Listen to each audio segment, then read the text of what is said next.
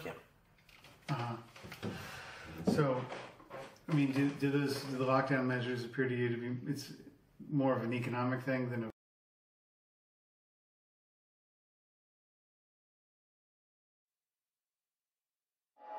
My name is Catherine Austin Fitz. I'm the publisher of the Solari Report and managing director of Solari Investment Advisory Services.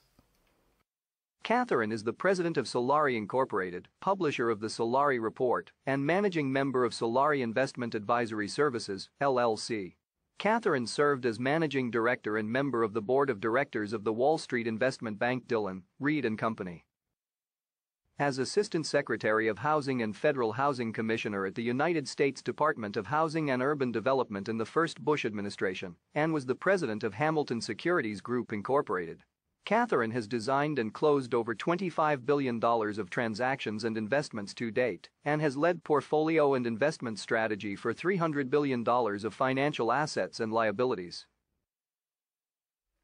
And what do you think is happening economically as a result of all this? So what is happening, I just published a huge study called The State of Our Currencies. And what I describe is the fact that for many decades, the dollar has been the reserve currency, and the system is what I would describe as long in the tooth. And the central bankers are trying to bring in a new system, but it's not ready to go yet. And we're in a period of great change and uncertainty where the central bankers are trying to keep the dollar system going and accelerate. So they're trying to lengthen the dollar system, and then they're trying to accelerate bringing in the new system. And they have to bring in the new system without anybody quite realizing exactly what it is. So we've had a global reserve currency system, the dollar, and it needs to evolve and change, and it's long in the tooth. There's lots of unhappiness with the system, and the central bankers are trying to bring a new system. And to do it, they're trying to extend the old and accelerate the new. And it makes it a very chaotic thing, since much of the new is being tested and tried and prototyped, and it involves many different industries.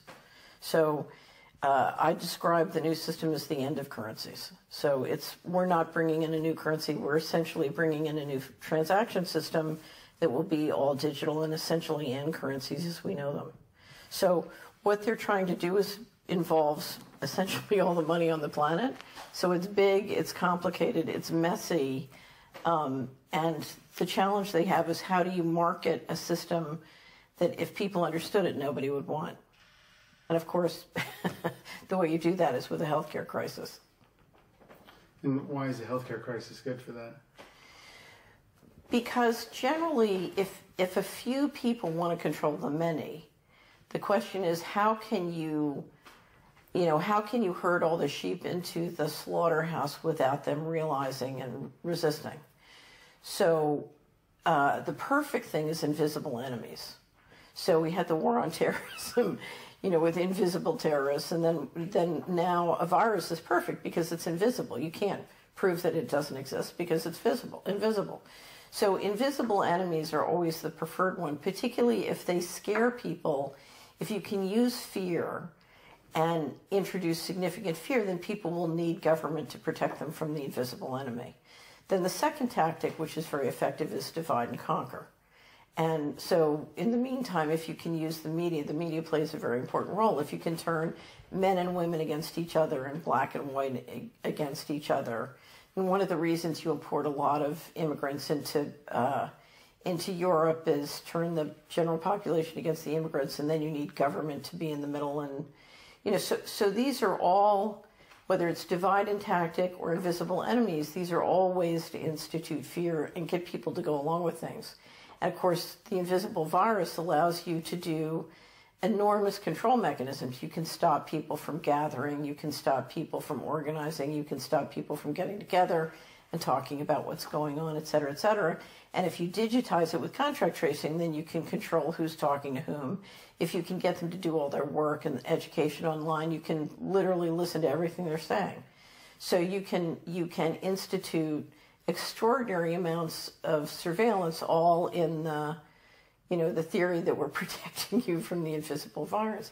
It's very clever. You know, and as you can see, it's working with many people, not everybody, but many people. So to me, a lot, and I don't want to underestimate the ability of the leadership to introduce pathogens that will kill people, and I don't want to suggest that people aren't getting sick, but essentially what you're trying to do is you're trying to get people to buy into a solution before they see where it's ultimately going to go. Because you're talking about a transaction system that is no longer a currency, it's a control system. So it's like a credit at the company store. If every central bank comes out with a digital central bank currency, they have the ability to turn your money on and off. So if you don't behave, that's it. And of course, as we know, they want to combine this with transhumanism, which means literally, you know, I take injections that can institute the equivalent of an operating system in my body.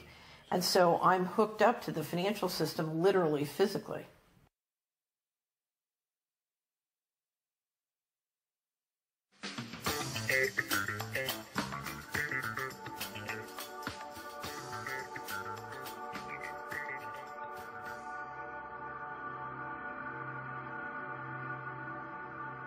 Under this fractional reserve scheme, we inevitably become debt slaves to a ruling class of financial elite, not because they are better or smarter than anyone else, but because they have rigged the system to benefit themselves at the expense of most people on the planet.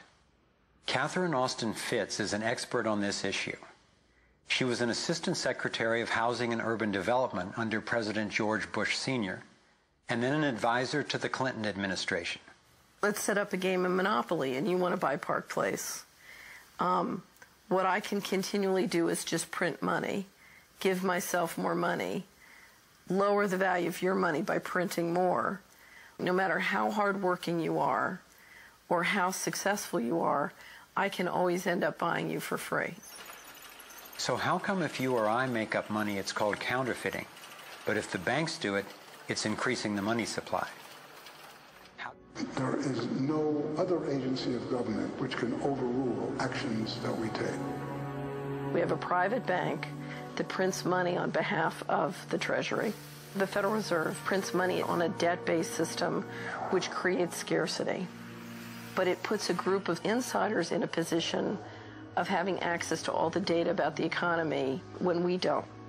So you have a small group of bankers who understand the data on how the money works in the economy, and it gives them the ability to print money in a way that the insiders are protected and everybody else is drained. Catherine went on to compare a healthy economy to a vibrant torus, balanced, freely flowing, and energized throughout, in contrast to what's happening in our current economy. What you have is a system that's very dynamic, and it's trying to optimize. But intertwined in the core of it, you have a tapeworm. The way a tapeworm works in your body is it injects a chemical into your body that makes you crave what's good for the tapeworm and bad for you. You have a parasite that's very much manipulating and engorging itself at the expense of the whole. We live in a tapeworm economy where the financial elite are the tapeworm and they're feeding on us. And they don't like it when people blow their cover. After Catherine began exposing government corruption at the highest levels, the FBI raided her company and seized its assets. She was dragged through the courts for 10 years before being found innocent. To step back to the beginning a little bit, little 101. Sure. Is what is the actual effect of the lockdown measures? So what you're doing is you're trying to, I used to call the Patriot Act the Concentration and Control of Cash Flow Act. And this is a very similar process. You're trying to dramatically centralize economic and political control. So let me give you an example. We have 100 small businesses on Main Street in a community. You declare them non-essential, shut them down. Suddenly Amazon and Walmart and the big box stores can come in and take away all the market share. In the meantime, the people on Main Street have to keep paying off their credit cards or their mortgage. So they're in a debt entrapment. And they're desperate to get cash flow to cover basically their debts and their day-to-day expenses. In the meantime, you have the Federal Reserve institute a form of quantitative easing where they're buying corporate bonds, and the guys who are taking up the market share can basically finance at 0 to 1%, or their banks can at 0 to 1%, when everybody in Main Street is paying 16 to 70% on their credit cards without income. So basically, now you've got them over a barrel, and you can take away their market share. And generally, they can't afford to do what they say because they're too busy trying to find money to feed their kids.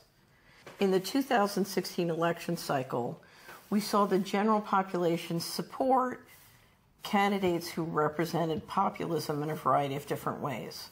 So Bernie Sanders was a populist relative to the other candidates. Donald Trump was a populist relative to the other candidates.